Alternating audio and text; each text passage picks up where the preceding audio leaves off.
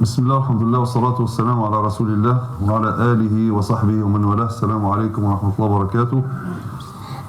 Donc je remercie les responsables de l'organisation et les responsables de la mosquée qui m'ont permis donc, de vous rencontrer en ce soir. Donc c'est toujours une occasion de rencontrer les gens de Lille. Ça fait déjà un bout de temps, je ne me rappelle plus la dernière fois. C'est avant le Covid. Le Covid, c'est devenu comme avant les Arabes, c'était Amel Fil ou le Kada. Ils en avaient 2 ans avant Amel Fil. Nous, maintenant, c'est devenu le Covid. 2 ans avant le Covid, 2 ans après le Covid. Hein, c'est devenu la référence. Ah voilà, avant Jésus, je sais, on va parler, mais après là, c'est devenu le Covid. Voilà.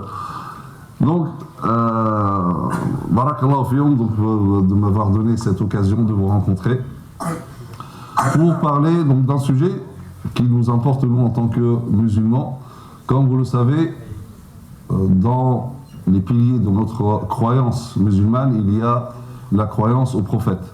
Donc à tous les prophètes depuis Adam alayhi salam jusqu'à Muhammad sallallahu alayhi wa sallam. Donc c'est une obligation pour le musulman de croire en tous ces prophètes-là, tous donc y croire de la même façon. Donc quiconque nie ne serait-ce un seul prophète, c'est comme s'il avait nié la totalité des prophètes. Et en réalité, cette croyance en tous les prophètes, c'est vraiment l'un des facteurs de tolérance des musulmans. Car nous croyons en tous les prophètes et respectons tous les prophètes, et donc tous ceux qui se réclament de ces prophètes-là ou qui disent qu'ils suivent ces prophètes-là. Donc c'est pour ça que le croyant musulman, par nature, par définition, il ne peut pas porter en lui de la haine pour les adeptes des autres religions, étant donné sa croyance. Et donc nous allons parler particulièrement de Isa alayhi salam. Alors ça correspond bien sûr à nos frères chrétiens célèbrent ces jours-ci, donc les fêtes liées à la naissance de Isa alayhi salam. D'accord ? Alors, certains diront il est en train de fêter Noël à la mosquée. Hein, c'est pas le cas, hein, on n'est pas en train de fêter Noël, nous sommes en train de parler d'un prophète parmi les prophètes, et un grand prophète parmi les grands prophètes. Certains diront ouais, mais pourquoi vous parlez à ce moment-là? On dira bah, pourquoi pas. Il n'y a pas un moment où on parle ou on ne parle pas d'un prophète. Et donc c'est très important aussi parce que justement, en tant que nous, citoyens musulmans français, donc il y a des points communs avec donc, certains qui, majoritairement, même si ils ne se disent pas certains chrétiens, mais nous sommes quand même dans un pays dont l'histoire est fortement liée au christianisme. Donc c'est bien aussi de montrer que nous, les musulmans, nous avons une chose en commun et que nous croyons en Isa alayhi salam. Et donc nous allons justement parler de cela, Isa alayhi salam et Maryam, donc Marie et Jésus, dans le Coran. D'accord ? Donc, et pour voir l'importance en réalité de ces deux personnages, Isa alayhi salam, il a été évoqué 25 fois dans le Coran, avec son nom, Isa, 25 fois, et avec le nom Al-Masih, le Messie, 11 fois. Donc 25 fois avec le nom de Isa et 11 fois avec le nom de Al-Masih. Et Maryam, alayhi salam, elle a été évoquée dans le Coran 34 fois. Donc c'est dire l'importance de ces deux personnages. Alors, l'histoire de Maryam, donc pour bien connaître l'histoire de Isa alayhi salam, on commence tout d'abord par l'histoire de Maryam alayhi salam. J'ai combien de temps? 2 heures, 3 heures? 1 heure. D'accord. Parce que si vous me dites on reste jusqu'à le Fajr, bismillah. Hein. Donc l'histoire commence par Imran. Imran qui est le père de Maryam. Imran c'était un notable parmi les Israélites. Donc un personnage très très important. Son épouse était stérile, c'est-à-dire jusqu'à là elle n'avait pas d'enfant.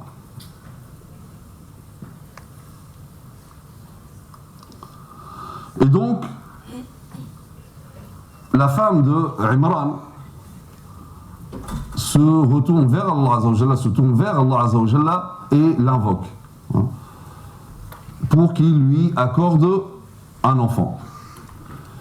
Et elle fait ce qu'on appelle never. Never, c'est un vœu formulé. Un vœu formulé, c'est-à-dire lorsque, par exemple, quelqu'un il dit, voilà, lundi, Ya Allah, je m'engage lundi à jeûner. Ça s'appelle un never. Et du coup, ça devient une obligation de le faire. Elle a fait un never. Ya Allah, si jamais tu me donnes un enfant, notamment un garçon, je le consacrerai au service du temple, de la mosquée sacrée de Jérusalem. Et donc Allah Azza wa Jalla a répondu à son invocation. Et ça, c'est très important. Vous regardez, après des années, elle est stérile, elle n'a pas d'enfant, mais elle ne perd jamais espoir à Allah Azza wa Jalla. Et ça, c'est très important pour nous en tant que musulmans. Ne perds jamais espoir en Allah Azza wa Jalla. Toi, ce que tu crois être impossible, mais rien n'est impossible avec l'aide d'Allah Azza wa Jalla, comme rien n'est facile sans l'aide d'Allah Azza wa Jalla. Donc celle-ci, toujours, donc avec espoir, elle demande à Allah Azza wa Jalla. Allah Azza wa Jalla exauce son dua, et voilà qu'elle est enceinte. Et elle va accoucher, non pas d'un garçon, elle attendait un garçon pour le consacrer au temple. Il faut savoir que donc, la mosquée de Jérusalem était servie donc, il y avait des jeunes qui étaient au service donc, de la mosquée, et c'était que les garçons, que les jeunes garçons. Les filles, il n'était pas des coutumes à l'époque que ce soit les filles qui soient au service de la mosquée. Et là, elle met au monde donc une fille.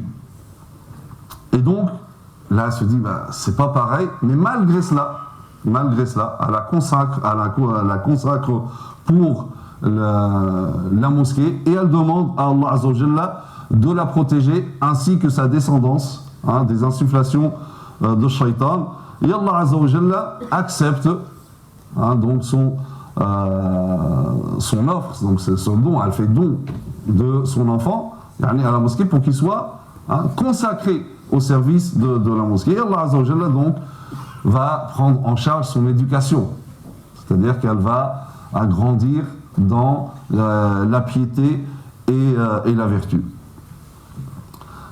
Alors, il semblerait que, comme je vous ai dit, Imran c'était un notable parmi les Israélites, mais Allah Azza wa Jalla a voulu qu'il décède alors que Maryam alayhi salam était jeune, était enfant, peut-être même en bas âge. Et donc là, les notables des Israélites se sont disputés la charge de Maryam. Qui va prendre en charge Maryam alayhi salam, parce que c'est un honneur de prendre en charge la fille de Imran. Et donc ils se sont disputés, ils ont fait un tirage au sort.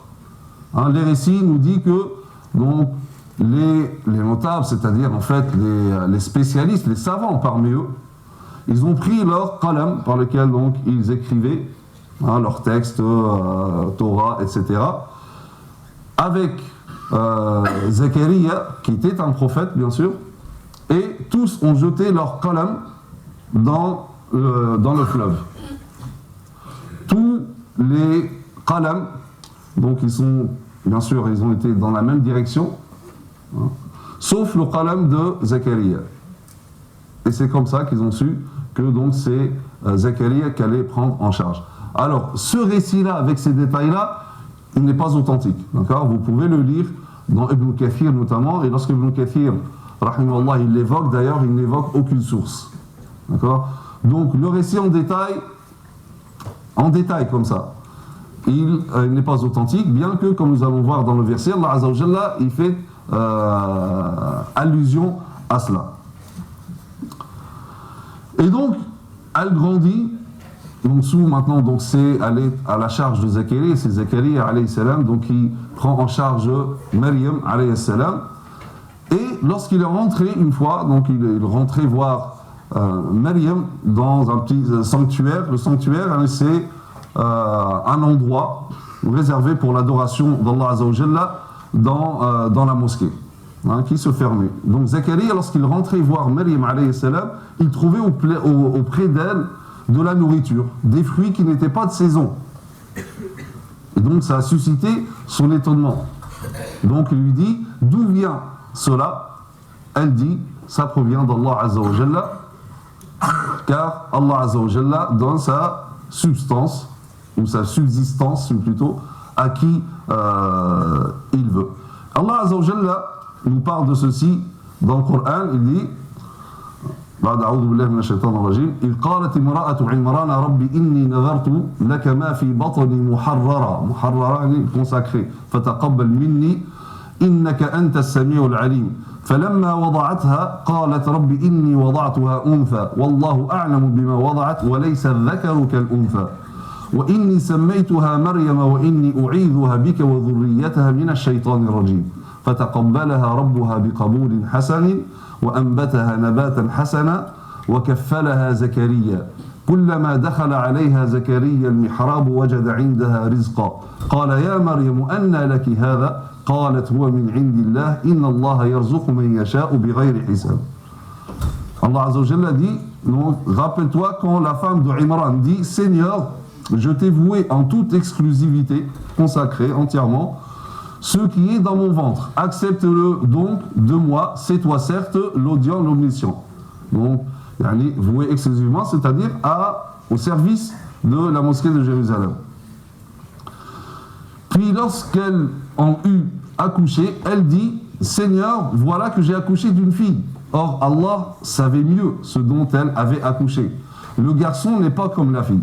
C'est juste, je m'arrête rapidement.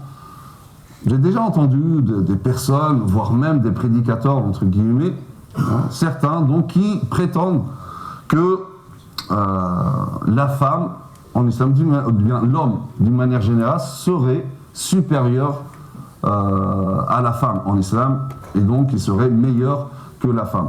Et j'ai entendu ces personnes-là se référer à ce verset. Le garçon n'est pas comme la fille. Déjà une. D'accord? Le garçon n'est pas comme, ça ne veut pas dire qu'il est supérieur, il est différent. Et en plus, pourquoi là Allah Azza wa Jalla a dit ça? C'est pour rappeler que la femme de Imran, elle attendait un garçon pour le consacrer à la mosquée, au service de la mosquée. Et là, c'est une fille.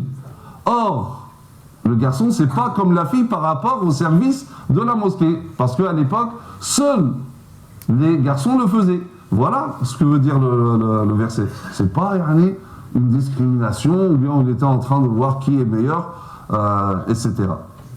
Et donc elle dit, je l'ai nommée Maryam et je la place ainsi que sa descendance sous ta protection contre le diable le banni. Son Seigneur l'agréa, bien que ce soit une fille qui habituellement ne sert pas la mosquée, mais il l'a accepté, la fit croître en belle croissance. Il en confia la garde à Zacharia. Chaque fois que celui-ci entrait auprès d'elle dans le sanctuaire, il trouvait près d'elle de la nourriture. Il dit, « Oh Maryam, d'où te vient cette nourriture ?» Elle dit, « Cela me vient d'Allah.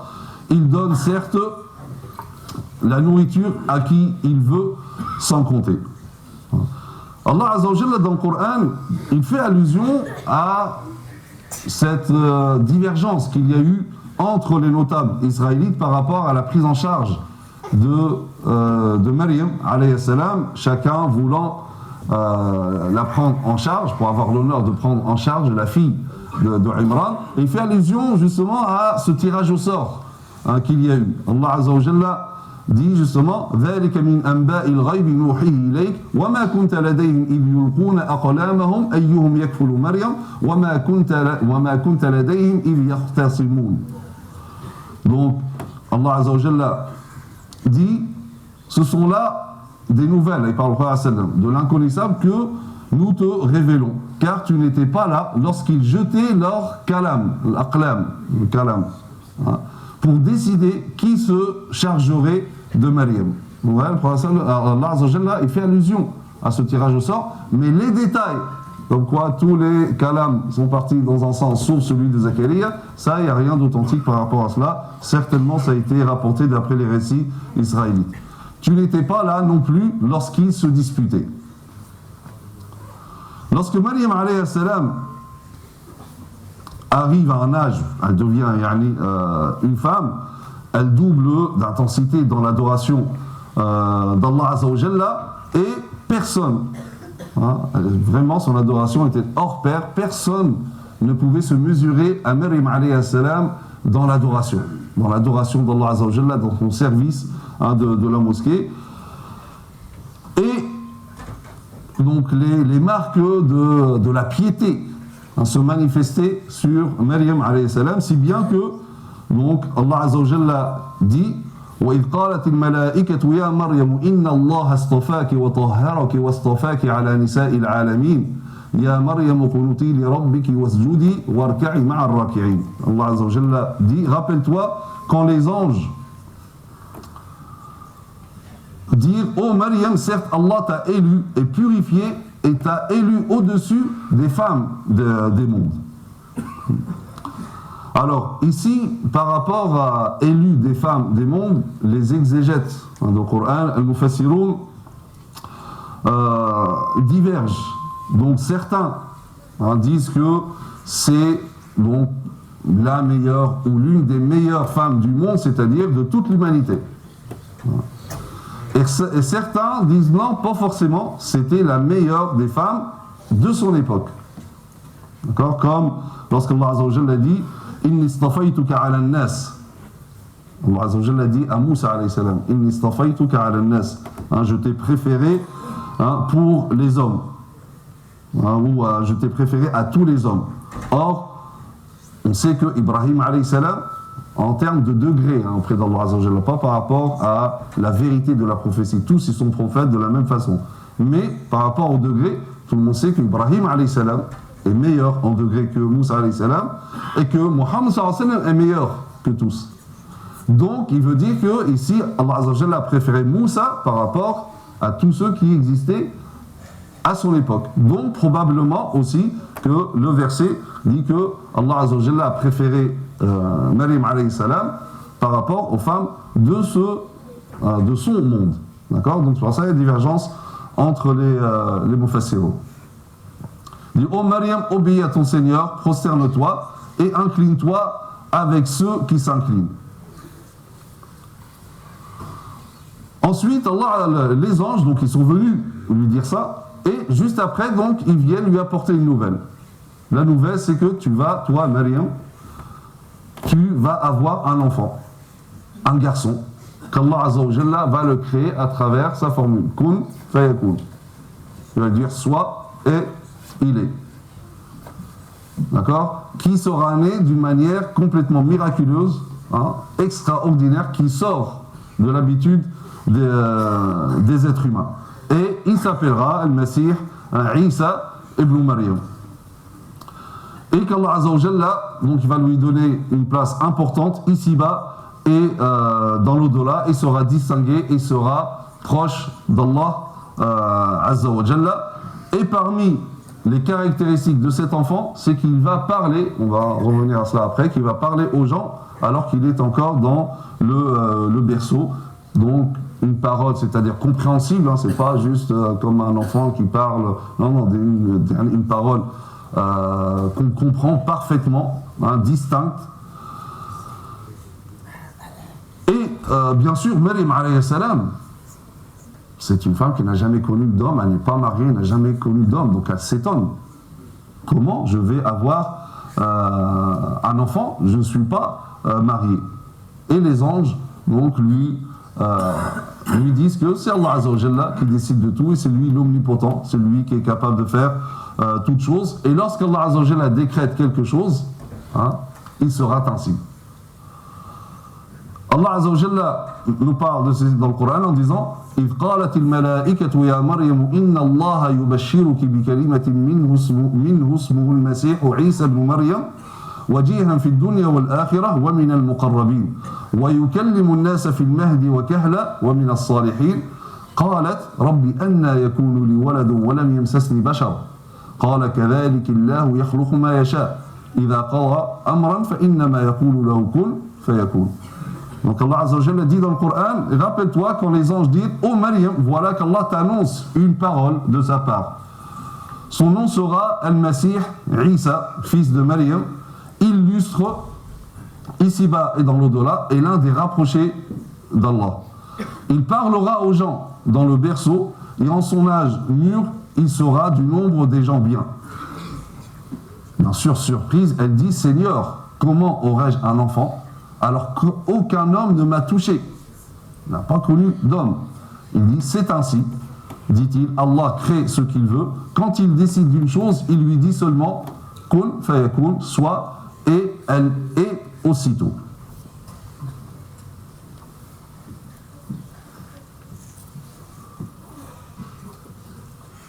Donc, ici, il est intéressant de voir à chaque fois, ici, Allah Azza wa Jalla, il insiste sur la vertu de Maryam, alayhi salam, sur sa pureté. Pourquoi ? Parce qu'il est en train de nous préparer. Préparer à recevoir la suite, c'est-à-dire qu'elle va, elle, cette femme pure, chaste, qu'elle va engendrer Isa alayhi salam. Donc, on va voir que la mère de Isa alayhi salam, ce n'est pas n'importe qui. C'est pour ça qu'Allah Azza wa Jalla, il insiste surtout sur sa pureté, sur sa vertu.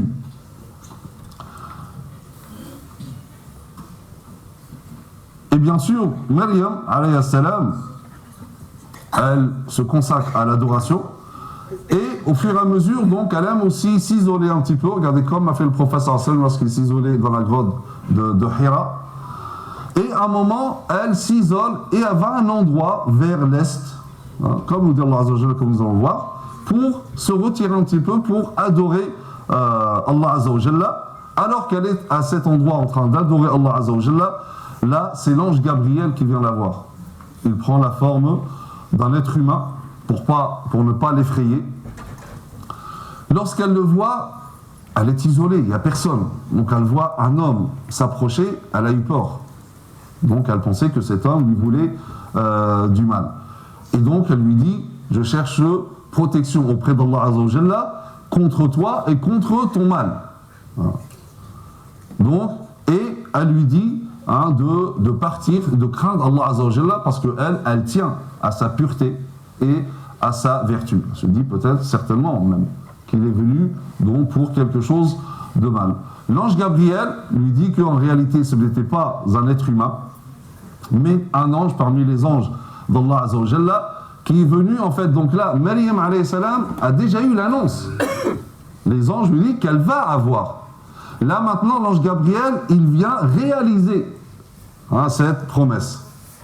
Donc là, il dit qu'il est là pour donc lui donner un enfant, bien sûr, à travers Allah Azza wa Jalla, vertueux, pieux, etc. Là encore, Maryam alayhi salam, l'étonnement est le même. C'est étonné la première fois, mais là aussi, lorsqu'il vient concrétiser, comment je vais avoir un enfant alors qu'aucun homme ne m'a touché, alors qu'elle ne connaît aucun homme, elle n'est pas mariée. Et donc, ici, Allah Azza wa Jalla lui dit que ton Seigneur, celui qui a créé Adam alayhi salam auparavant, sans père ni mère, est tout à fait capable de créer aussi un enfant d'une mère et son père. Et que tout cela est facile pour Allah Azza wa Jalla, et que c'est le décret d'Allah Azza wa Jalla. Effectivement, Allah Azza wa Jalla nous dit وَاذْكُرْ فِي الْكِتَابِ مَرْيَمَ إِذِ انْتَبَذَتْ مِنْ أَهْلِهَا مَكَانًا شَرْقِيًّا فَاتَّخَذَتْ مِنْ دُونِهِمْ حِجَابًا فَأَرْسَلْنَا إِلَيْهَا روحنا فتمثل لها بشرا سويا قالت إني أعوذ بالرحمن منك إن كنت تقيا قال إنما أنا رسول ربك لأهب لك غلاما زكيا قالت أن يكون لي غلام ولم يمسسني بشر ولم أك بغيا قال كذلك قال ربك هو علي هين ولنجعله آية للناس ورحمة منا وكان أمرا مقضيا. Donc Allah Azza wa Jalla dit, mentionne dans le livre Maryam, quand elle se retira de sa famille en un lieu vers l'Orient. elle mit entre elle et eux un voile. C'est écarté pour adorer Allah Azza wa Jalla. Nous lui envoyâmes notre esprit, l'ange Gabriel, qui se présenta à elle sous la forme d'un homme parfait. Elle dit, je me réfugie contre toi auprès du tout miséricordieux. Si tu es pieux, ne m'approche pas. Va-t'en. Il dit, je suis en fait un messager de ton Seigneur, un ange, pour te faire don d'un fils pur.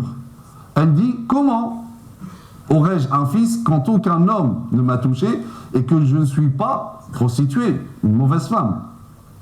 Il dit, ainsi sera-t-il, cela m'est facile, a dit ton Seigneur, et nous ferons de lui un signe pour les gens et une miséricorde de notre part et une affaire déjà décidée. Donc Allah Azza wa Jalla dit,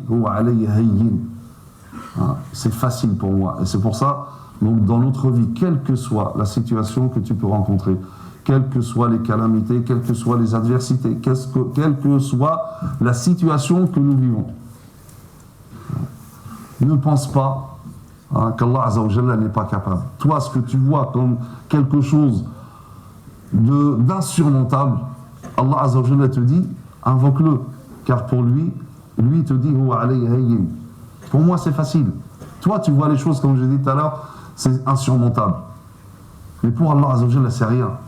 Donc, toujours oriente-toi vers Allah Azza wa Jalla, quelle que soit la situation, et ne dis jamais non, c'est une situation désespérée.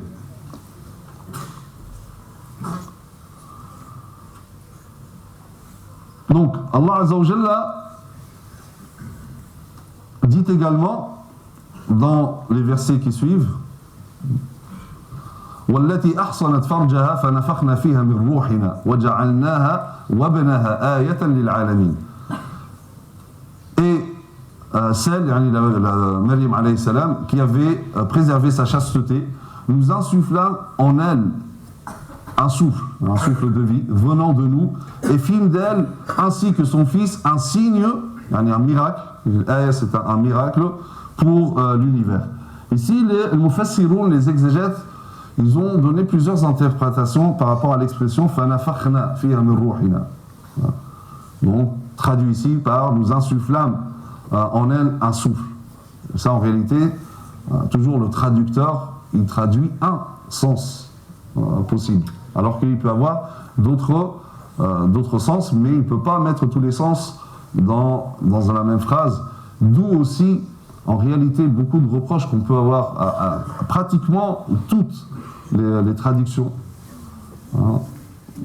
Peut-être le plus qu'il le fait, c'est Mohamed Hamidullah, c'est que normalement, dans la traduction, même si le traducteur il choisit un sens, au moins en marge, il peut citer les autres sens possibles. Et malheureusement, en traduction, donc c'est très très rare qu'ils font cela, c'est presque inexistant. Alors qu'en réalité, les savants ont divergé par rapport à ce an-nafkh. Donc certains ont dit ce an-nafkh min Allah. An-nafkh huwa Allah Azza wa Jalla. C'est Allah Azza wa Jalla qui a insufflé donc cette âme, comme lorsqu'il a créé Adam alayhi salam, il dit wa nafakhtu fihi min ruhi. Wa nafakhtu fihi min ruhi. Donc c'est Allah Azza wa Jalla qui insuffle l'âme et non pas l'ange Gabriel. D'autres ont dit An-Nafakh wa Jibril alayhi salam. D'autres ont dit non, c'est Jibril alayhi salam qui a insufflé. Ensuite, ceux-là, ils ont divergé. Comment il a insufflé. Donc certains ont dit An-Nafakha fi Jaybiya, c'est-à-dire dans le col du vêtement. Pris le col, il a insufflé à l'intérieur et elle est tombée enceinte. D'autres disent qu'il a insufflé dans sa bouche. Le souffle de vie dans la bouche de Maryam, et elle est tombée aussitôt enceinte. Wallahu a'lam.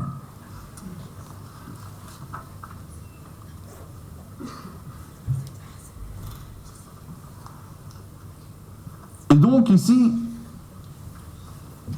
bien sûr, là nous sommes dans l'ordre du miracle.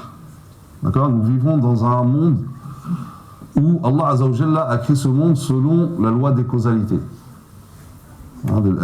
L'asbab, c'est-à-dire la loi de cause à effet. Il y a la pluie, il y a de l'herbe qui sort, etc. Mais en réalité, tout cela, c'est Allah Azza wa Jalla qui l'a fait. Allah Azza wa Jalla, il n'a pas besoin de pluie pour faire sortir la verdure, les plantations. D'accord? Mais juste pour nous, hein, il a mis cet ordre-là pour que l'être humain perçoit dans l'univers un ordre. Et s'il y a un ordre, il y a forcément un ordonnateur. Parce que si Allah Azza wa Jalla faisait les choses d'une manière désordonnée, il n'y a pas de nuages, il y a de la pluie. Hein, il n'y a pas d'eau, il y a de la végétation. Là, l'être humain, il va être complètement perdu parce qu'il n'y a pas d'ordre, il n'y a rien. Et donc, il ne pourra jamais parvenir à son créateur.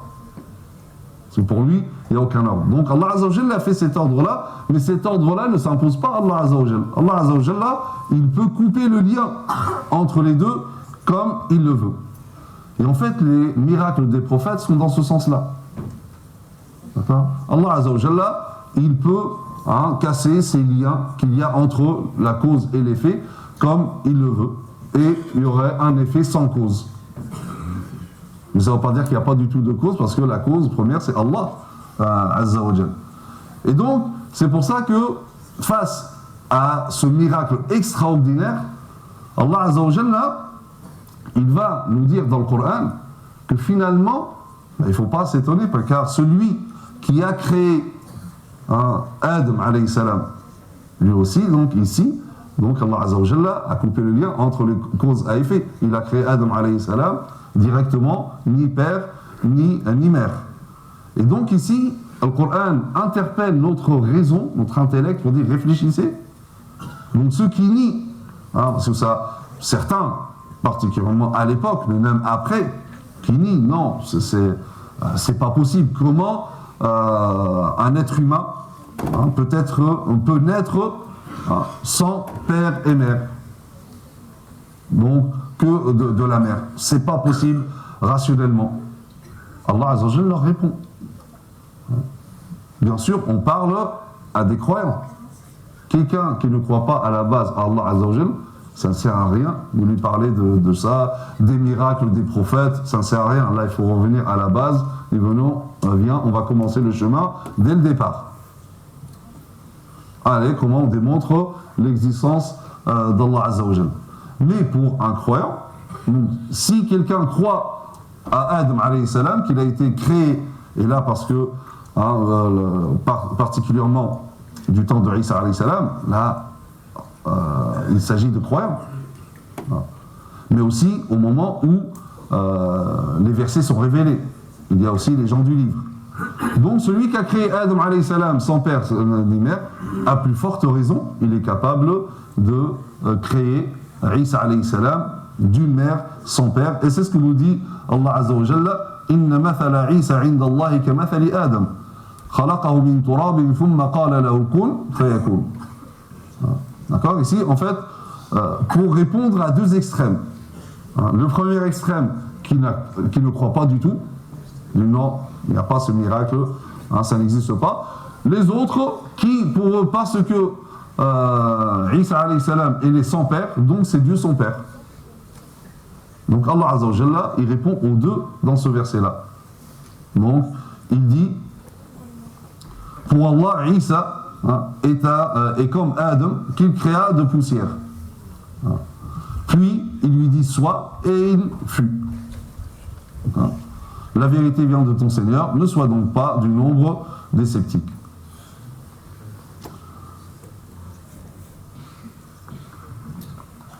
Maryam alayhi salam donc tombe enceinte, comme nous avons vu, et sans doute elle commence déjà à penser à l'après. Elle est enceinte, elle va enfanter, tout le monde la connaît pour être Maryam, donc la pure, la vertueuse, et du jour au lendemain, comme ça, après, elle va accoucher. Que vont dire les gens? Certainement, elle pense déjà à cela. À ce moment-là, donc, elle se retire loin des gens pour s'isoler d'eux pour enfanter. Et lorsque le moment arrive, elle va s'appuyer sur un tronc d'arbre et là, elle va accoucher, bien sûr, péniblement. Et Allah Azza wa Jalla, bien sûr, il va l'aider. D'ailleurs, elle va entendre la voix de Jibril, alayhi salam, de dessous, qui va la réconforter et qui lui dit, ne t'inquiète pas, Allah Azza wa Jalla est avec toi, Allah Azza wa Jalla t'a fait couler donc, une source, un petit ruisseau à côté de toi, et pour te renforcer, donc secoue le panier et des dattes fraîches vont tomber pour que tu manges et pour que tu te reposes. Et ensuite, par rapport aux gens, certes, les gens vont parler. Et elle est partie, elle revient à un enfant. Un enfant, il ne peut pas naître sans homme, donc là, on va calomnier Maryam alayhi salam. La pure Maryam alayhi salam. Une autre pure dans l'histoire a été calomniée également, qui est notre mère Aïcha radhiyallahu anha. C'est des êtres purs. Et donc, bien sûr, donc que faire? Allah Azza wa Jalla lui dit, tu ne parleras pas, ne parle pas. Comme quoi, des fois, face à la diffamation, face au dénigrement, face aux accusations, des fois, il vaut mieux ne rien dire. C'est mieux que de répondre parfois. Je dis parfois, ça dépend des situations, notamment ici, parce que de toute façon, ces gens-là, même si tu leur dis, ils ne vont pas croire. Et donc Allah Azza wa Jalla dit فَحَمَلَتْهُ فَانْتَبَذَتْ بِهِ مَكَانًا قَصِيًّا فَأَجَاءَهَا الْمَخَاضُ إِلَى جِذْعِ النَّخْلَةِ قَالَتْ يَا لَيْتَنِي مِتُّ قَبْلَ هَذَا وَكُنْتُ نَسْيًا مَنْسِيًّا فناداها من تحتها ألا تحزني قد جعل ربك تحتك سريا وهزي إليك بجذع النخلة تساقط عليك رطبا جنيا فكلي واشربي وقري عينا فإما ترين من البشر أحدا فقولي إني نظرت للرحمن صوما فلن أكلم اليوم إنسيا. Donc Allah Azza wa Jalla lui dit, elle devint donc enceinte de l'enfant et elle se retira avec lui en un lieu éloigné. Puis les douleurs de l'enfantement l'amenèrent au tronc du palmier. Elle dit, malheur à moi. Tellement, elle pense à ce qu'on va dire, elle dit, malheur à moi, j'aurais aimé ne pas exister. Plutôt de voir ce qui lui arrive. Elle dit que je fusse morte avant cet instant et que je fusse totalement oubliée, comme si je n'avais pas existé. Alors, regardez, la miséricorde d'Allah Azza wa Jalla qui vient à ce moment-là la réconforter, parce que c'est une épreuve très dure pour Maryam, vient la réconforter, il dit, il l'appela de dessous d'elle, il y a l'ange Gabriel, lui disant, ne t'afflige pas, ne t'attriste pas, ton Seigneur a placé à tes pieds une source. Voilà. Secoue vers toi le tronc du palmier, il fera tomber sur toi des dattes fraîches et mûres. Voilà. C'est juste une petite parenthèse par rapport à ça. Secoue-toi. Secoue le palmier. C'est une femme qui vient juste d'accoucher. On sait bien que la femme qui vient juste d'accoucher est très faible. Lorsque, je ne sais pas, par exemple, il y a un palmier, je vois un palmier et j'ai envie de manger une date. Comment je fais? Je grimpe. Là, vous êtes des endroits où il n'y a pas de palmier. Là, ceux qui ont l'habitude vont dire non, c'est pour ça. On ne grimpe pas pour aller chercher une date. Qu'est-ce qu'on fait? On secoue. Vous n'êtes pas là, Qu'est-ce qu'on fait? On prend une pierre, et ça tombe. D'accord? Même un homme fort, il ne secoue pas le palmier au point de faire tomber des dattes. Donc pourquoi Allah Azza wa Jalla, il dit à Maryam alayhi salam de secouer alors qu'elle est dans cet état? Est-ce que l'action de secouer, c'est ça qui va faire tomber les dattes? Non. En fait, Allah Azza wa Jalla ici nous donne une leçon de c'est quoi le tawakkul. Le tawakkul, c'est-à-dire entreprendre les causes. Fais ce que tu peux. Là, tout ce qu'elle peut, voilà, c'est faire le geste. Fais ce que tu peux. Même elle. Tu peux faire le geste. Fais-le. Mais le résultat appartient à Allah Azza wa Jal. C'est pas ton résultat, c'est pas ton effort, c'est pas ta force qui va faire les choses. Tout appartient à Allah Azza wa Jal. Ici, il dit donc, fais vraiment ce que tu peux. Donc, c'est ce qu'il dit à Maryam alayhi salam. Il aurait pu lui faire tomber les dates directement. Mais non, fais un effort. Donc, toi, musulman, fais un effort, fais ce que tu peux. Et ensuite, Allah Azza wa Jalla, il apporte le résultat. C'est pour ça qu'il lui dit, mais c'est pas le fait de secouer, c'est pas l'effort, c'est pas l'action de Maryam qui va faire descendre les dates, c'est pas possible. Surtout dans son état. Ça, c'est une leçon de tawakkul. Et donc, il lui dit, mange donc et bois, et que ton œil se réjouisse. Si tu vois quelqu'un d'entre les humains, dis-lui, donc il va te dire, ya Maryam, donc dis-lui, assurément, j'ai voué un jeûne au tout miséricordieux, je ne parlerai donc aujourd'hui à aucun être humain. Donc, lorsque, bien sûr, Maryam alayhi salam a enfanté, elle l'a porté bien sûr devant les gens, et directement, bien sûr, les accusations ont commencé. Qu'est-ce que tu as fait, etc., etc. Et elle s'est tenue au commandement, ou à la recommandation de la révélation. Donc, ne parle pas. Et elle fit un signe, moi je ne parle pas, et elle fait un signe au bébé. C'est un bébé là, nouveau-né. Et là, bien sûr, l'enfant, là tu es en train de te moquer de nous. Est-ce qu'on va parler à un enfant qui ne parle pas et c'est lui qui va nous répondre?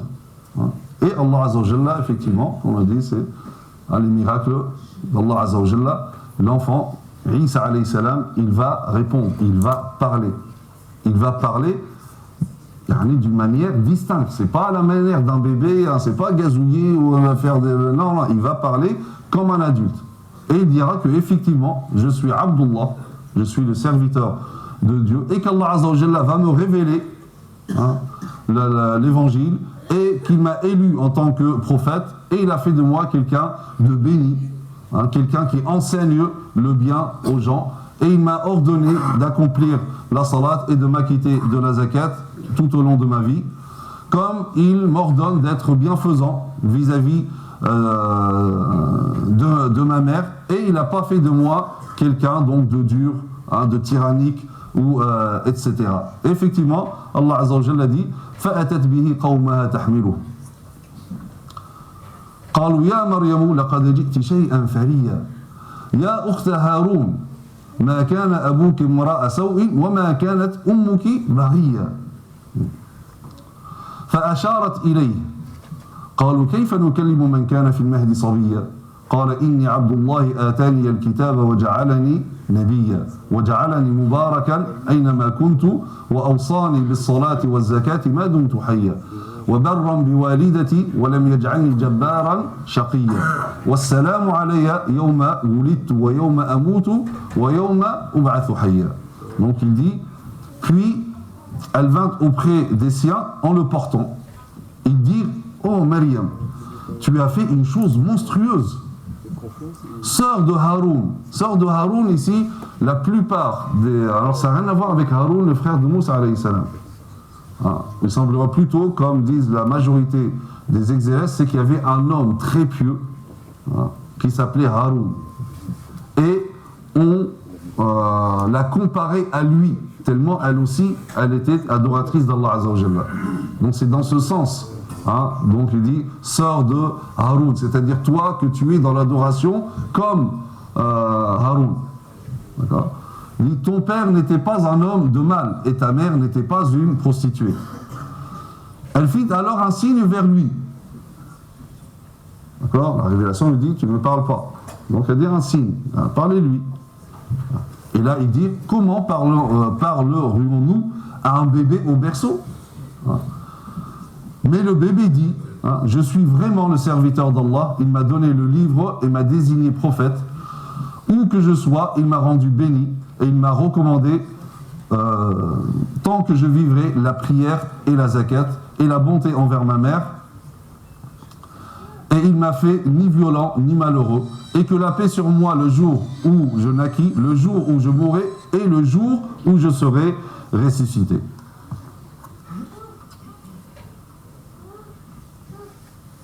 Bien sûr, ici, le miracle, c'est-à-dire, c'est qu'à ce moment-là, il a parlé. Hein. Il n'a pas continué. Après, c'est devenu un bébé normal. Mais c'est juste à ce moment-là qu'il a parlé. D'accord.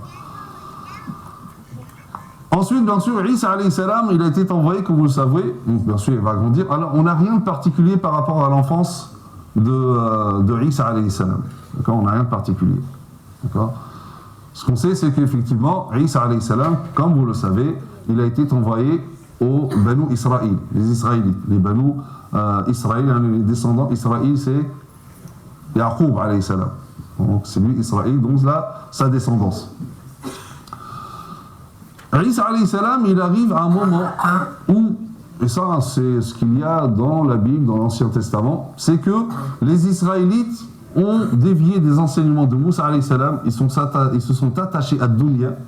Et donc, la spiritualité a fortement baissé, hein, et ils sont plus attachés aux richesses, à la matière, et ils se sont permis des choses qui étaient interdites, et c'est pour ça, d'ailleurs, même dans l'Ancien Testament, que Allah Azza wa Jalla leur avait interdit des choses qui, à la base, étaient licites, mais à cause de leur transgression, Allah Azza wa Jalla les a interdits.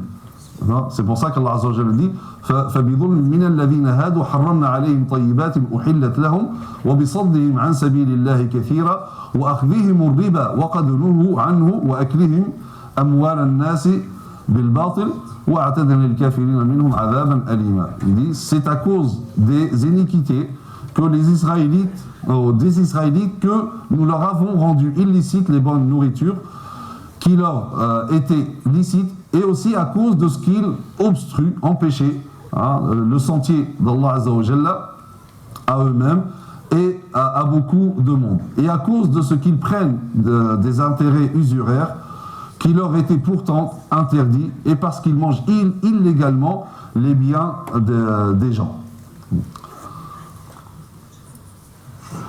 Et comme également, même par rapport à la croyance, certains d'entre eux commençaient même à nier la vie après la mort. Donc tellement ils sont devenus attachés à ce bas monde, donc le bas monde c'était devenu l'objectif, et ils sont même arrivés au point de nier l'existence de l'au-delà et de la vie après la mort, et ça a accentué justement leur attachement à la matière et au fait de se donner aux passions et au plaisir de ce bas monde. Allah Azza wa Jalla a révélé à Isa alayhi salam, c'est-à-dire que Isa alayhi salam est devenu prophète, il avait à peu près donc la trentaine. On dit 33 ans, donc c'est rien d'authentique, mais à peu près 33 ans, et c'est là qu'il reçoit la révélation d'Allah Azza wa Jalla. Allah Azza wa Jalla dit وَيُعَلِّمُهُ الْكِتَابَ وَالْحِكْمَةَ وَالتَّوْرَاةَ وَالْإِنْجِيلَ, c'est-à-dire, et nous lui avons donné l'évangile. Non, c'est pas celui-là. Donc, il lui enseigna l'écriture, la sagesse, la Torah et l'évangile. Le terme kitab ici, bima'na kitab. Parce que le kitab, là il y a l'évangile. Donc forcément, kitab, ça ne veut pas dire l'évangile. Donc, kitab bima'na, des fois, wazn fi'al bima'na maf'oul. Kitab bima'na maktoub, par exemple. Donc ici, donc, il lui enseigna l'écriture, la sagesse, la Torah et l'évangile.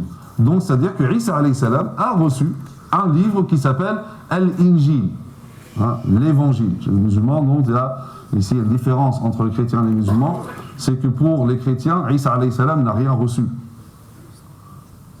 Tout simplement parce que c'est le Fils de Dieu, c'est Dieu, donc il ne reçoit pas la révélation parce que c'est Dieu. Ensuite, le Saint-Esprit est venu aux apôtres de Isa alayhi salam et il leur a inspiré les évangiles. Donc différence, nous chez les musulmans, Isa alayhi salam, bien sûr, c'est le serviteur d'Allah Azza wa Jalla, l'être humain, et un prophète, et il a reçu la révélation, et il a reçu un livre qui s'appelle Al-Injil. Donc, Isa alayhi salam reçoit l'Injil et commence à appeler les gens aux enseignements de l'Injil afin de les redresser par rapport à leur déviance concernant dunya, concernant le fait de nier la vie après la mort, etc. Et pour leur indiquer les choses sur lesquelles ils divergeaient. Certains disaient halal, haram, donc lui il est là pour trancher et pour leur indiquer qu'est-ce qui est bon, qu'est-ce qui est mauvais. Allah Azza wa Jalla dit وَآتَيْنَاهُ الْإِنْجِيلَ فِيهِ هُدًى وَنُورٌ وَمُصَدِّقًا لِمَا بَيْنَ يَدَيْهِ مِنَ التَّوْرَاةِ وَهُدًى وَمَوْعِظَةً لِلْمُتَّقِينَ. Et nous lui avons donné l'évangile, donc il a reçu l'Injil, l'évangile, où il y a un guide et lumière pour confirmer ce qu'il y avait dans la Torah avant lui, et un guide et une exhortation pour les pieux. Il dit également وَلَمَّا جَاءَ عِيسَى بِالْبَيِّنَاتِ قَالَ قد جئتكم بالحكمة ولأبين لكم بعض الذي تختلفون فيه فاتقوا الله وأطيعون إن الله هو ربي وربكم فاعبدوه هذا صراط مستقيم. Donc il dit, et quand Isa apporta l'épreuve, il dit, je suis venu à vous avec la sagesse et pour vous expliquer certains de vos sujets de désaccord. Craignez Allah donc et obéissez-moi. Allah est en vérité mon Seigneur et votre Seigneur. Adorez-le, voilà un droit chemin. Parmi les missions, disons, de Isa alayhi salam, c'est que Isa alayhi salam, comme dit le prophète sallallahu alayhi wa sallam, il n'y a aucun prophète entre Isa alayhi salam et Muhammad sallallahu alayhi wa sallam, il n'y en a aucun. Parmi les missions principales de Isa alayhi salam, c'est d'annoncer la venue de Muhammad sallallahu alayhi wa sallam. Et c'est ce que dit Allah Azza wa Jalla dans le Coran.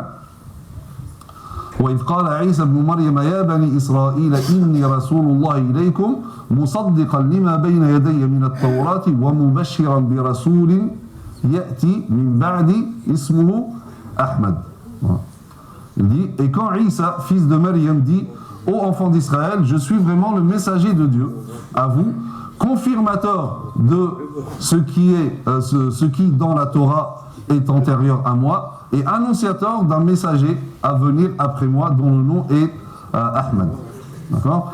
Et justement, ce Ahmed, ça correspond exactement donc, à ce qu'il y a dans l'évangile, notamment dans l'évangile de Jean. Lui seul, d'ailleurs, l'évangile de Jean, désigne explicitement Muhammad sallallahu alayhi wa sallam sous le nom de Parakletos. En français, le paraclet. Le paraclet. Devenu paraclet en français. Alors ici, il y a un savant, un spécialiste donc, de Qasas al-Anbiya. D'ailleurs, il a écrit un livre sur Qasas al-Anbiya qui s'appelle Abdul Wahhab al-Najjar. Un grand savant, il s'appelle Abdul Wahhab al-Najjar. Il a rencontré un éminent orientaliste, mustashriq, italien, qui s'appelle Carlo Nalino. Carlo Nalino, un très grand spécialiste. Et il lui dit, dis-moi, donc c'est quelqu'un de spécialiste dans la linguistique et notamment donc tout ce qui concerne la lexicologie dans la Bible. D'accord ? Donc il lui dit, qu'est-ce que ça veut dire le paraclet ? Et là, cet orientaliste lui dit, les prêtres, les évêques, etc., disent que ça veut dire le consolateur, celui qui vient consoler. Et là, Cheikh Abdul Wahhab al-Najjar lui dit,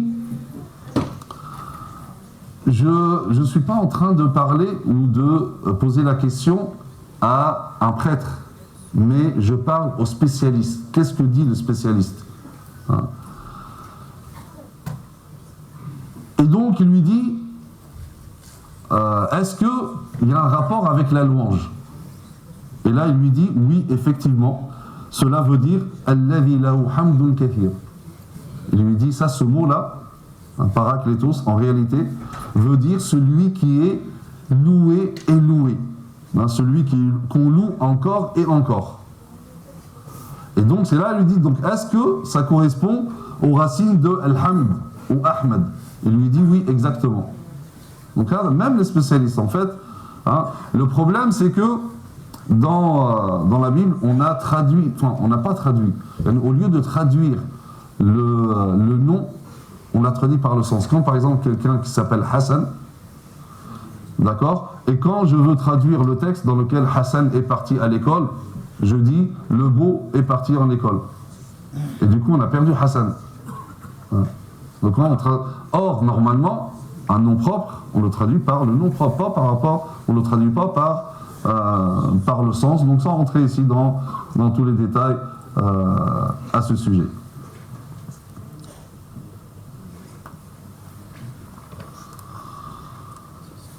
Alors,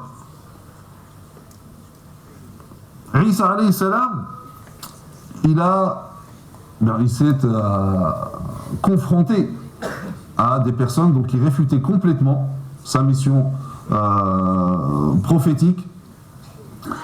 Et parmi eux, comme je l'ai dit, il y avait même des groupes israélites, mais qui niaient complètement la vie après la mort et la résurrection des morts, comme les Sadducéens. C'est des groupes qui existaient du temps de Isa alayhi salam, qui eux carrément, ils niaient la vie après la mort et la résurrection des morts. Comme également, il a affronté d'autres groupes qui avaient développé des croyances qui ont dévié du monothéisme et de même du message de Moussa alayhi salam. Donc il a eu devant lui une opposition farouche, notamment les pharisiens, les esséniens, les zélotes. Donc tout cela, pourtant il a, en tant que prophète bien sûr, il donnait les preuves concrètes, mais ils n'ont pas voulu, la majorité en réalité n'ont pas voulu le croire. À ce moment-là, lorsqu'il a vu cet entêtement face à lui, il a demandé à tous ceux qui étaient autour de lui, Man ansari ilallah, qui sont donc mes alliés, donc concernant Allah Azza wa Jalla. Et là, c'est ces élèves qu'on appelle les apôtres, que le Coran a appelé al-Hawariyoun. Ils ont dit Nahnu ansarullah, nous sommes les alliés d'Allah Azza wa Jalla et nous croyons Allah Azza wa Jalla. Donc comme Isa alayhi salam a croyé, Allah Azza wa Jalla dit فلما أحس عيسى منهم الكفر قال من أنصار إلى الله قال الحواريون نحن أنصار الله آمنا بالله واشهد بأننا مسلمون ربنا آمنا بما أنزلت واتبعنا الرسول فاكتبنا مع الشاهدين. Donc il dit, puis quand Isa ressentit de l'incrédulité, le refus total de leur part, il dit qui sont mes alliés dans la voie d'Allah? Les apôtres dirent nous sommes les alliés d'Allah, nous croyons en Allah et sois témoin que nous lui sommes soumis. Seigneur, nous avons cru à ce que tu as fait descendre et suivi le messager, inscris-nous donc parmi les musulmans ou ceux qui témoignent.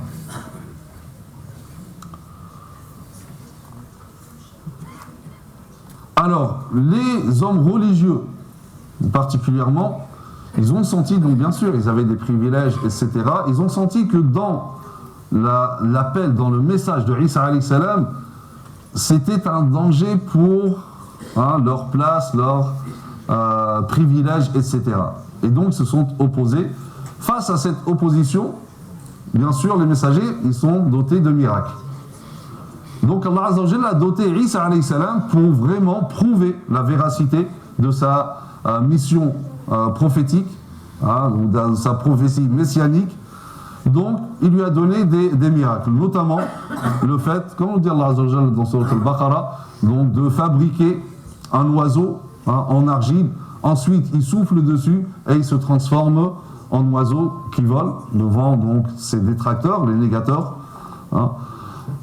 Les gens qui naissaient, qui étaient nés aveugles, on appelle l'akmah. Isa alayhi salam passait la main sur les yeux et il retrouvait la vue. Il passait la main également sur le lépreux et Allah Azza wa Jalla le guérissait. il ressuscitait les morts par, bien sûr, la permission d'Allah Azza wa Jalla, donc soit en appelant ou en passant la main sur le mort, et il informait les gens de ce qu'ils conservaient chez eux. Voilà. Des choses que personne ne pouvait connaître, bien sûr, sauf quand c'est une révélation. Allah Azza wa Jalla nous dit, en parlant de ces miracles, il dit أني قد جئتكم بآية من ربكم أني أخلق لكم من الطين كهيئة الطير فأنفخ فيه فيكون طيرا بإذن الله وأبرئ الأكمه والأبرص وأحيي الموتى بإذن الله وأنبئكم بما تأكلون وما تدخرون في بيوتكم إن في ذلك لآية لكم إن كنتم مؤمنين. Il dit en vérité, je viens à vous avec un signe de la part de votre Seigneur. Pour vous, je vous forme de la glaise, l'argile, comme la figure d'un oiseau, la forme d'un oiseau, puis je souffle dedans, et par la permission d'Allah, cela devient un oiseau, et je guéris l'aveugle-né et le lépreux, et je ressuscite les morts par la permission d'Allah Azza wa Jalla. Donc toujours, il rappelle toujours que c'est par la permission d'Allah Azza wa Jalla. S'il le fait, c'est grâce à Allah Azza wa Jalla. Regardez, Isa alayhi salam, les miracles, il les renvoie à Allah Azza wa Jalla. À plus forte raison, c'est nous. D'accord? Lorsque on réussit quelque chose, etc., c'est tout, on renvoie tout à Allah Azza wa Jalla avant tout. Et pour ça, on dit Alhamdulillah et on remercie Allah Azza wa Jalla. Nous, on a l'habitude que lorsque quelqu'un échoue, lorsque quelqu'un divorce, on dit quoi? C'est le mektoub. Ça, c'est le mektoub. Par contre, lorsqu'il réussit dans l'examen, on dit c'est le mektoub. Là, on dit, ah, c'est un bossard, il est très intelligent. Quand c'est un divorce, c'est le mektoub. Quand tout va bien, ah, mashallah, il est bien tombé. Là, c'est plus le mektoub. Donc, subhanallah, on renvoie les choses à Allah Azza wa Jalla que lorsque c'est du négatif. Quand c'est du positif, non, c'est moi, c'est mon choix, c'est mon travail. Non, on renvoie tout à Allah Azza wa Jalla.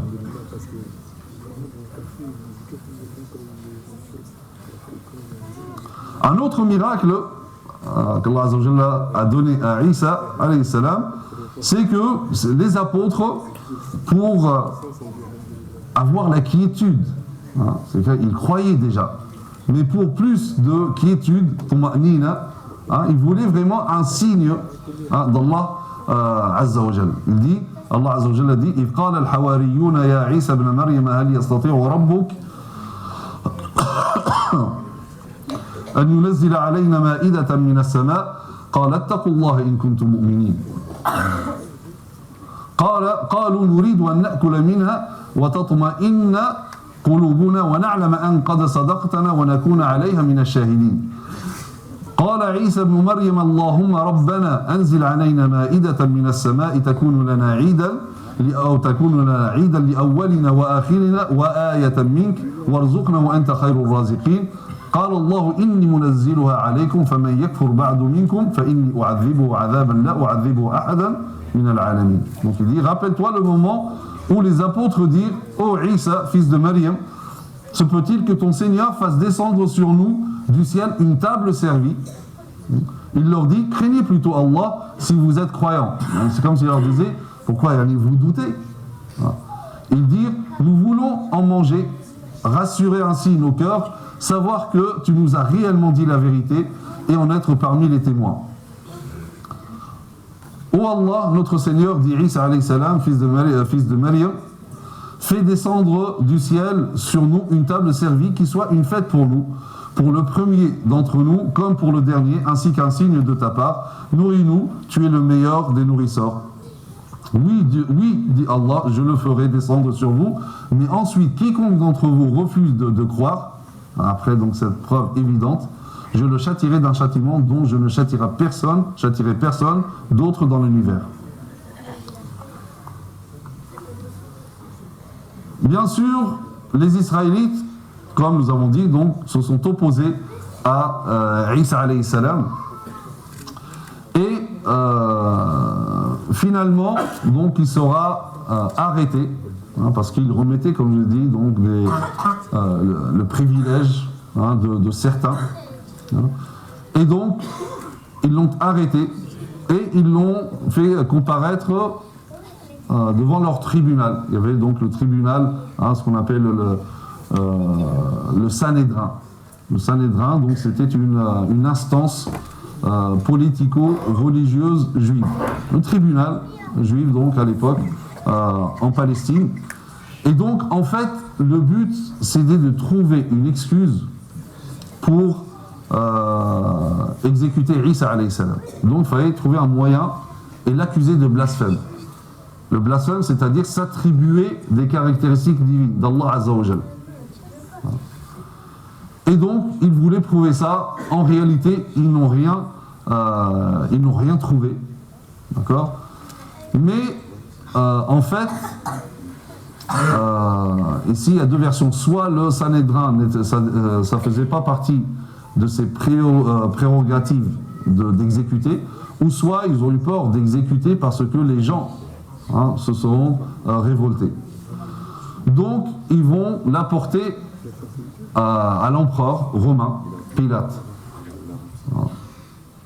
Alors que Pilate, lui, était complètement en fait désintéressé de Isa alayhi salam. Mais ils ont réussi à le convaincre, comme quoi qu'il est en train de se dire roi des Juifs, et donc voilà, il est en train de préparer, et c'est un rival, d'accord ? Et donc, il met en danger ta royauté, etc., etc. D'accord ? Et donc, à partir de là, donc Pilate va ordonner l'exécution de Isa alayhi salam. Il va l'ordonner, mais bien sûr, comme nous savons, Allah Azza wa Jalla, bien sûr, il l'a élevé, ils n'ont pas pu l'exécuter. Allah Azza wa Jalla nous parle de ceci dans le Coran, et après on va expliquer. وَقَوْلِهِمْ إِنَّا قَتَلْنَا الْمَسِيحَ عِيسَى بْنَ مَرْيَمَ رَسُولَ اللَّهِ وَمَا قَتَلُوهُ وَمَا صَلَبُوهُ وَلَكِنْ شُبِّهَ لَهُمْ وَإِنَّ الَّذِينَ اخْتَلَفُوا فِيهِ لَفِي شَكٍّ مِّنْهُ مَا لَهُمْ بِهِ مِنْ عِلْمٍ إِلَّا اتِّبَاعَ الظَّنِّ وَمَا قَتَلُوهُ يَقِينًا. Allah Azza wa Jalla dit, et à cause de leurs paroles, nous avons vraiment tué le Christ. Par l'intermédiaire de Pilate, donc l'empereur romain. Isa, fils de Maryam, le messager d'Allah, or ils ne l'ont ni tué, ni crucifié, mais ce n'était qu'un faux semblant. Donc ça c'est une traduction de Shubbiha. Et ceux qui ont discuté sur son sujet sont vraiment dans l'incertitude. Ils n'ont aucune connaissance certaine et ils ne font que suivre des conjectures. Il n'y a rien de sûr. Et ils ne l'ont certainement pas tué. Alors ici, le terme Shubbiha, il y a chez les Mufassirun, comme dit Muhammad ibn Ashur dans son tafsir, il y a deux explications. Shubbiha, c'est-à-dire effectivement ici, comme il a traduit, c'est un faux semblant, c'est qu'ils ont pris une autre personne, donc alors certaines versions, mais ça c'est les versions bibliques, même si c'est pas les versions officielles, que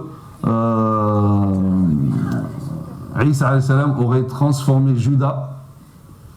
Il a fait en sorte qu'il lui ressemble, donc ils ont pris Judas au lieu de prendre Isa alayhi salam. D'autres disent que non, en fait c'est un autre qui s'appelle Simon de Cyrène, c'est lui qui ressemblait à Isa alayhi salam, et donc c'est lui qui l'ont pris. Et d'ailleurs c'est pour ça que dans les évangiles, donc il y a une divergence par rapport à qui a porté la croix dans le chemin du calvaire. D'accord ? Donc, selon trois évangiles, parce que chez les Romains, celui qui allait être exécuté sur la croix ou un poteau, ça dépend des historiens, c'est lui qui porte sa croix et le chemin du calvaire jusqu'à arriver en haut, et là il sera crucifié. Sauf qu'il y a dans trois évangiles, ils disent que celui qui portait la croix, c'est un certain Simon de Cyrène. D'accord ? Donc, qui a été crucifié ? Apparemment, lui, Simon. Un évangile dit que c'est Isa alayhi salam qui portait la croix. Un seul évangile. juste pour être sûr, on ne va pas dire des bêtises. D'ailleurs, il y a même des groupes, voilà, ils s'appellent Simon de Cyrène, j'ai peur de dire autre chose. Et donc, Matthieu, Marc et Luc, les évangiles de Matthieu, Marc et Luc, disent que c'est Simon de Cyrène qui portait la croix. Donc, seul Jean dit que c'est Isa. D'accord? Et Allah Azza wa Jalla, il fait mention de ces ikhtilaf. Donc, pour ça, ils ne sont même pas sûrs. C'est qui portait la croix. D'accord? Et donc,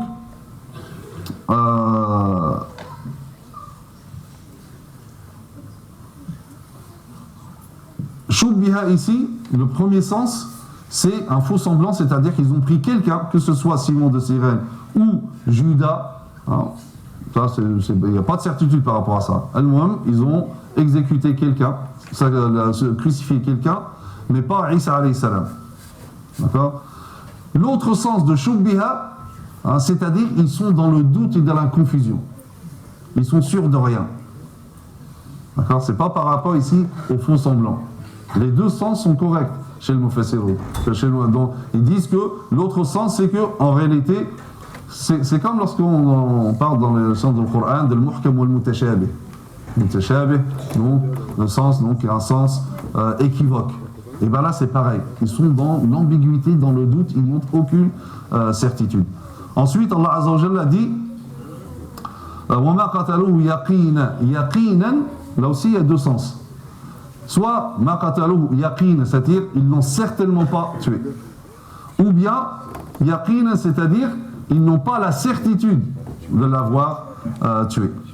Et effectivement aussi, les évangiles nous disent qu'au moment où les soldats prennent Isa alayhi salam pour le crucifier, il n'y avait aucun apôtre qui était là.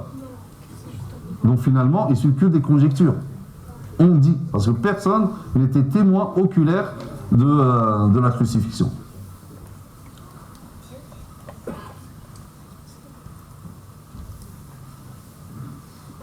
Et donc Allah Azza wa Jalla dit وَمَا قَتَلُوهُ يَقِينًا بَلْ رَفَعَهُ اللَّهُ إِلَيْهِ. D'accord?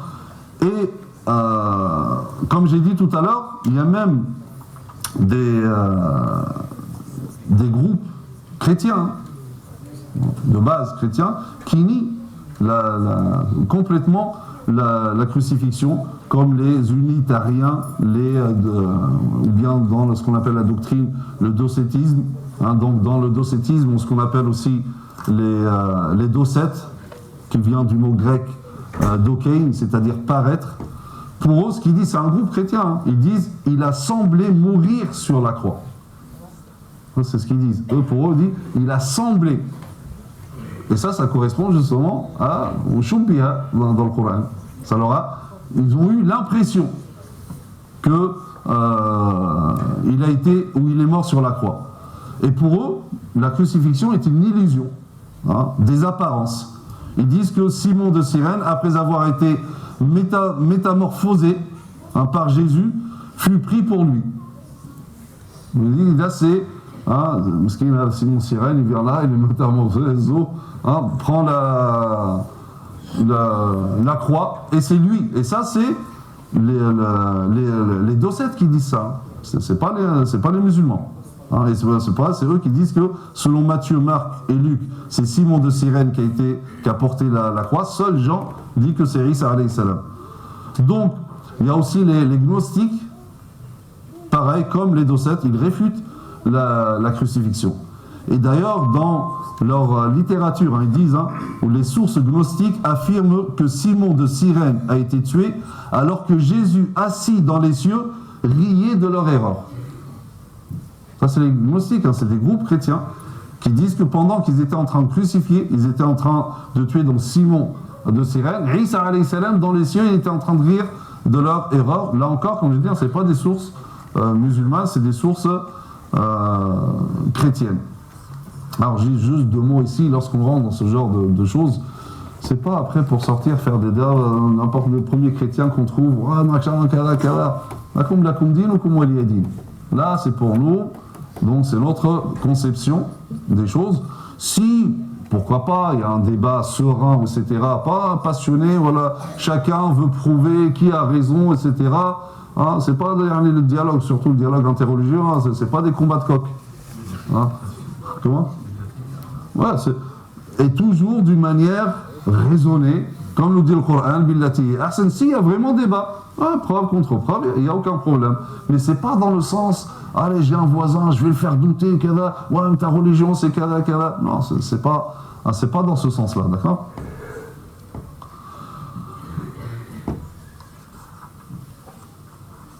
Et donc, la fin de Isa alayhi salam, وَمَا قَتَلُوهُ يَقِينًا بَلْ رَفَعَهُ اللَّهُ إِلَيْهِ. Donc, ils ne l'ont certainement pas tué, mais Allah l'a élevé vers lui. Et Allah Azza wa Jalla nous dit également إِذْ قَالَ اللَّهُ يَا عِيسَى إِنِّي مُتَوَفِّيكَ وَرَافِعُكَ إِلَيَّ وَمُطَهِّرُكَ مِنَ الَّذِينَ كَفَرُوا. Mais rappelle-toi quand Allah dit ô Isa, certes je vais mettre fin à ta vie terrestre, t'élever vers moi, te débarrasser de ceux qui n'ont pas cru. Ici, donc pour la majorité, même pas la majorité en réalité, hein, le consensus, c'est que Isa alayhi salam n'est pas mort. Allah Azza wa Jalla l'a élevé corps et âme. Ou comment, Allahu a'lam. D'accord? Mais c'est ce qui revient de cela, c'est pour ça, Muhammad Tahir ibn Ashur dans Tahrir al-Tanwir, il dit والذي يجب اعتقاده بنص القرآن أن المسيح لم يقتل ولا صلب وأن الله رفعه إليه ونجاه من طالبه. Muhammad Tahir ibn Ashur, donc il dit que ce que nous devons croire conformément au texte, c'est que Allah Azza wa Jalla nous dit que Isa alayhi salam n'a pas été tué ni crucifié. Allah Azza wa Jalla l'a élevé. Et donc il l'a sauvé. Certains donc disent non, plutôt donc Isa alayhi salam, oui, Allah Azza wa Jalla l'a sauvé. Mais ensuite donc il a vécu jusqu'à mourir normalement. Mais en réalité, ça contredit vraiment ce qui est textuellement évoqué, comme je viens de dire, parce qu'Allah Azza wa Jalla, qu'est-ce qu'il dit? Regardez, si je vous dis par exemple je n'ai pas faim, tu me dis t'as faim, je dis non, je n'ai pas faim, mais je suis enseignant. Ma phrase est correcte? Non. Parce que dans l'arabe bel, le mot bel, lorsque bel est entre deux mots, les deux doivent être comment? Opposés, contradictoires. D'accord? Je ne dis pas, mais comme je dis là, j'ai pas faim, je suis enseignant. Quel rapport? Les enseignants, vous n'avez jamais faim? Non, c'est pas ça. Ou bien je dis un tel n'est pas mort, mais il a été élevé en grade. Ça n'a pas de rapport. Donc il faut que entre les deux, entre bel, il y a deux choses différentes. Là, Allah Azza wa Jalla, qu'est-ce qu'il nous dit? وَمَا قَتَلُوهُ يَقِينًا بَلْ رَفَعَهُ اللَّهُ إِلَيْهِ. D'accord? Donc, il dit, ils ne l'ont pas tué. Mais, bel, Allah Azza wa Jalla l'a élevé vers lui. Donc ça veut dire qu'il est mort ou il est vivant? Il est vivant. Sinon, il n'y a pas de sens. Ils ne l'ont pas tué, mais Allah, il l'a élevé de degré. Pourquoi vous ne pouviez pas l'élever de degré lorsqu'il était vivant? Quel rapport? Donc ça ne tient pas au niveau de la langue arabe. Et en plus, il y a le terme ilayhi. Non, ilayhi, c'est pas auprès d'eux. C'est vers lui. Et c'est ça le problème. Comme Mohamed Cheltout et d'autres savants qui ont dit non, en fait, ici élevé, c'est-à-dire il l'a élevé de degré. Ça veut dire quoi, élevé de degré jusqu'à Dieu? Il est devenu Dieu. Donc ça ne tient pas. Après, bien sûr, il se réfère au verset que nous avons cité. Il قال الله يا عيسى إني متوفيك. Le terme wafat. Le terme wafat en langue arabe, c'est pas son sens premier, c'est pas la mort. Sauf que parfois, lorsqu'on utilise un mot selon son sens figuré, tellement on l'utilise, on finit par oublier son sens premier et on ne l'utilise plus selon son sens premier. Comme ici. Mutawafik, donc al-wafat veut dire, comme Ibrahim alladhi waffa. Waffa, c'est-à-dire qu'il a accompli sa mission totalement, complètement. Distawfaytu haqqi. J'ai eu mon dû complètement. D'accord? Donc, c'est-à-dire, et ça met fin. Et donc, ici, al-wafat, c'est pas au sens premier. Donc, on utilise le terme wafat pour désigner la mort, pas au sens premier, au sens figuré. Parce que la mort, c'est quoi? Il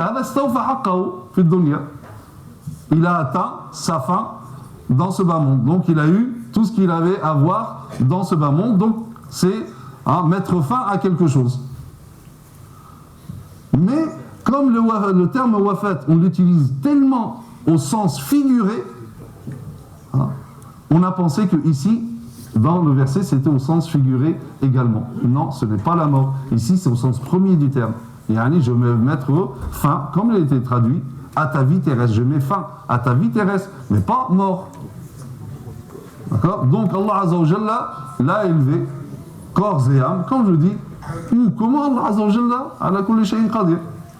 C'est toute chose. Mais ça, c'est notre aqida, et que les hadiths également, mutawatir, les hadiths notoires, disent, je le dis dans le livre La croyance musulmane, à la lumière des textes et de la raison, il y a les hadiths authentiques, mutawatir, notoires, un grand nombre qui indiquent que Isa alayhi salam reviendra, redescendra ou descendra en tant que signe précurseur, pas en tant que prophète, annonçant donc le jour du jugement dernier. C'est pour ça qu'Allah Azza wa Jalla a dit dans le Coran wa innahu la'ilmun lis-sa'a wa innahu la'ilmun lis-sa'a, donc c'est un signe de l'or. Et dans une autre lecture wa innahu la'alamun lis-sa'a.